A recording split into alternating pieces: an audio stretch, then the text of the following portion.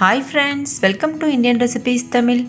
நம்ம இன்னைக்கு பார்க்க போகிறது சட்டுன்னு 15 நிமிஷத்தில் செய்யக்கூடிய டேஸ்டியான ஜூஸியான ஜிலேபி ரெசிபி. இது ஈஸ்ட் இல்லாமல் வெள்ளை சர்க்கரை இல்லாமல் நம்ம வீட்டில் இருக்கக்கூடிய வெல்லத்தை வச்சு பண்ணியிருக்கிறோம். போன தடவை நான் வெள்ளை சர்க்கரை வச்சு ஜிலேபி அப்லோட் பண்ணியிருந்தேன். அந்த வீடியோவில் நிறைய நண்பர்கள் வெல்லம் வச்சு அப்லோட் பண்ண சொல்லி கேட்டிருந்தீங்க. ஸோ உங்களுக்காக தான் இந்த ஸ்பெஷலான வீடியோ. டேஸ்ட் மாறுபடாது, ரொம்பவே அட்டகாசமாக இருக்கும். சொல்லப்போனால் சர்க்கரையை வச்சு செய்கிறத விடவே இது ரொம்ப சூப்பராக இருக்கும். ஃபஸ்ட்டு இந்த ரெசிபி பண்ணுறதுக்கு ஒரு மிக்சிங் பவுலில் அரை கப் அளவு மைதா மாவு சேர்த்துக்கோங்க. இது 100 கிராம் அளவு மைதா மாவு இருக்கும். இது கூட 1 டீஸ்பூன் அளவு ரவை சேர்த்துக்கோங்க. இது வறுக்காத ரவை. இப்போ இதை நல்லா மிக்ஸ் பண்ணிக்கோங்க.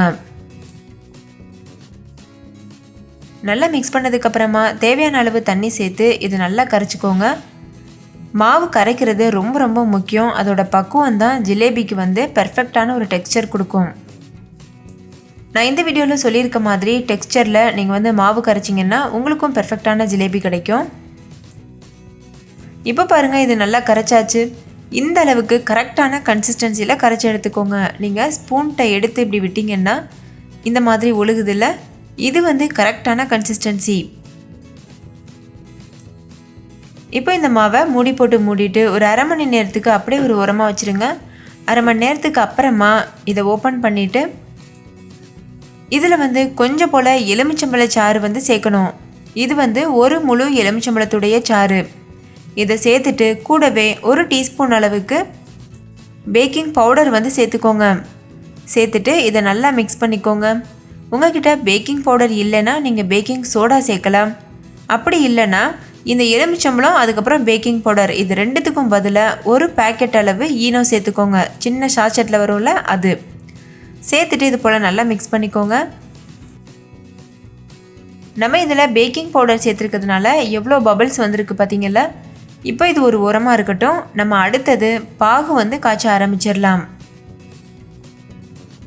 அதுக்கு முன்னாடி இந்த ஜிலேபியை பொரிக்கிறதுக்காக ஒரு பேக்கெட்டில் ஊற்றி நம்ம தனியாக வச்சிடலாம். நான் பைப்பிங் பேக்கில் இதை ஊற்ற போகிறேன். இந்த மாதிரி ஒரு கிளாஸ் வச்சுட்டு அது உள்ள பைப்பிங் பேக் சேர்த்துக்கோங்க. பைப்பிங் பேக்கில் தான் செய்யணுன்றது அவசியமே கிடையாது. நீங்கள் எந்த கவரில் வேணாலும் இந்த ரெசிபி பண்ணலாம். நம்ம வீட்டில் பால் கவர் வச்சுருப்போம்ல, அந்த கவரில் கூட இதை பண்ணலாம். இந்த மாதிரி பால் கவரில் சேர்த்துட்டு அந்த முனையை மட்டும் கட் பண்ணிவிட்டு நீங்கள் ஜிலேபி புளியலாம். இப்போது இது இப்போ ரெடியாக இருக்குது பொரிக்கிறதுக்கு. இது ஒரு உரமாக வச்சுட்டு நம்ம பாகு காய்ச்ச ஆரம்பிச்சிடலாம். பாகு தயார் பண்ணுறதுக்கு ஃபஸ்ட்டு ஒரு பாத்திரத்தை சூடுபடுத்திக்கோங்க. அதில் அரை கப் அளவு மண்டவெல்லம் சேர்த்துக்கோங்க. நல்லா பொடி பண்ணிவிட்டு அளந்து சேர்த்துக்கோங்க. இது முங்குறது அளவுக்கு தண்ணி சேர்த்துட்டு ஹை ஃப்ளேமில் வச்சு இதை நல்லா ஒரு 10 நிமிஷத்துக்கு கொதிக்க வச்சுக்கோங்க. இப்போது 10 நிமிஷமாக இது நல்லா கொதிச்சிட்ருக்கு. இப்போ இதை லோ ஃப்ளேமில் வச்சுட்டு உங்களுக்கு தேவையான ஃப்ளேவருக்காக நீங்கள் இதில் இந்த டைமில் ஏலக்காய் தூள் கூட சேர்க்கலாம். நான் இன்றைக்கி சேர்க்காமல் செய்கிறேன். இடையிடையில் இதோட பாகு பதம் செக் பண்ணிகிட்டே இருங்க. இந்த மாதிரி கையில் தொட்டு இந்த மாதிரி பண்ணிங்கன்னா லேசாக பிசு பிசுப்பாக இருக்கும். அது கரெக்டான பக்குவம். அதை விட தாண்டிடக்கூடாது. அதுக்கு கீழே இருந்தாலும் ரொம்ப தண்ணியாக இருக்க மாதிரி இருக்கும். இப்போ இது கரெக்டாக பிசு பிசுப்பாக இருக்குது. இந்த டைமில் ஸ்டவ் ஆஃப் பண்ணிவிட்டு இதில் கொஞ்சம் போல் எல்லோ கலர் ஃபுட் கலர் சேர்த்துக்கோங்க. உங்களுக்கு விருப்பமான ஃபுட் கலர் நீங்கள் சேர்த்துக்கிறலாம். இல்லை ஃபுட் கலரை நீங்கள் தாராளமாக ஸ்கிப் பண்ணிடலாம். இப்போ அந்த பாகை ஒரு ஓரமாக வச்சுட்டு சூடான எண்ணெயில் ஜிலேபிகளை இந்த மாதிரி பொரிச்சு எடுத்துடணும்.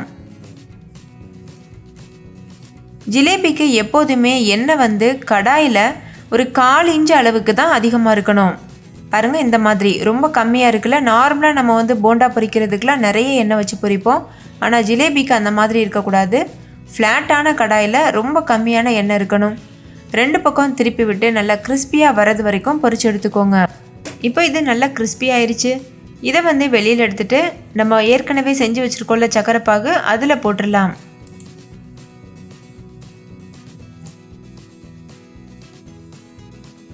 எண்ணெயெல்லாம் நல்லா வடிச்சிட்டு எடுத்துக்கோங்க. இதே மாதிரி மீதம் இருக்க எல்லா மாவுலையும் நம்ம ஜிலேபிகள் பொரிக்கணும்.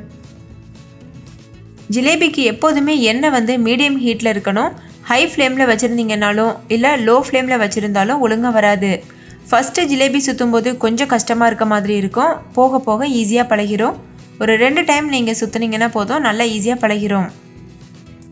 இப்போ பொரிச்சு வச்சுருக்க ஜிலேபிகளெல்லாம் இதில் சேர்த்துட்டு இந்த சக்கரை பாகில் ஒரு நிமிஷம் மட்டும் ஊற விட்டுட்டு இதை வெளியில் எடுத்து வச்சுருங்க. 1 நிமிஷத்துலேயே இது நல்லா உறிஞ்சிரும். இப்போ இதை நம்ம சூடாக சர்வ் பண்ணிடலாம். அவ்வளோதான், நம்மளுடைய ஜூஸியான ஜிலேபிகள் சூப்பராக தயாராகிருச்சு. ஃப்ரெண்ட்ஸ், நீங்களும் கண்டிப்பாக இந்த ரெசிபியை வீட்டில் ட்ரை பண்ணி பாருங்கள். ட்ரை பண்ணிவிட்டு அந்த ரெசிபியுடைய ஃபோட்டோவை என்னோடய இன்ஸ்டாகிராம் பேஜில் ஷேர் பண்ண மறந்துடாதீங்க. என்னோடய இன்ஸ்டாகிராம் பேஜோட லிங்க் இந்த வீடியோவுக்கு கீழே இருக்க டிஸ்கிரிப்ஷன் பாக்ஸில் இருக்குது. இந்த வீடியோ பிடிச்சிருந்தால் லைக் பண்ணுங்கள், உங்கள் ஃப்ரெண்ட்ஸ் கூட நிறைய ஷேர் பண்ணுங்கள். ஸோ அவங்கள பார்த்து பயன்பெறட்டும். இன்னொரு சூப்பரான ரெசிபியோட நான் உங்களை சந்திக்கிறேன். தேங்க்யூ, பாய்.